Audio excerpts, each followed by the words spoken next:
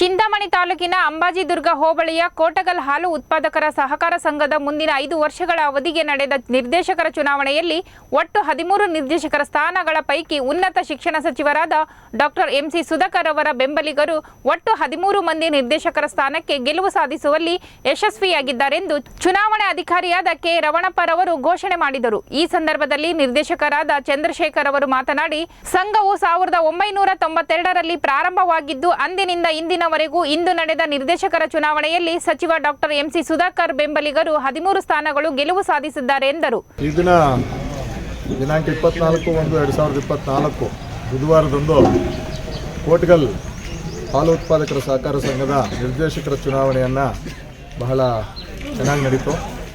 ಇದರಲ್ಲಿ ಸಾಮಾನ್ಯ ವಿಭಾಗದಿಂದ 7 ಜನಕ್ಕೆ 8 ಜನ ಸ್ಪರ್ಧೆ ಮಾಡಿತ್ತು. ಪರಿಶಿಷ್ಟ ಪಂಗಡದಲ್ಲಿ 1ಕ್ಕೆ 2 ಸ್ಪರ್ಧೆ ಮಾಡಿದರು. ಆ 2 ಸ್ಥಾನಗಳಿಗೆ ಮಾತ್ರ ಇವತ್ತು ಚುನಾವಣೆ ನಡೆದಿದ್ದು, ಸಾಮಾನ್ಯ ಮತ್ತು STಗೆ. ಮಿಕ್ಕಿದ ಎಲ್ಲ ಅವಿರೋಧ ಆಯ್ಕೆಯಾಗಿತ್ತು.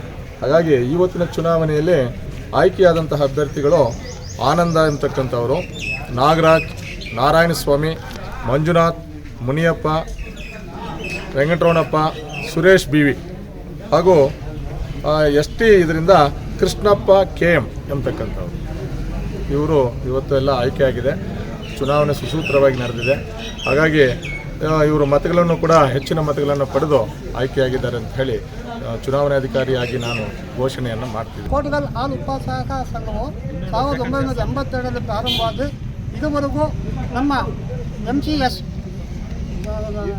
ಗುಂಪು ಇದುವರೆಗೂ ಅವರ ವಶದಲ್ಲಿರುತ್ತದೆ.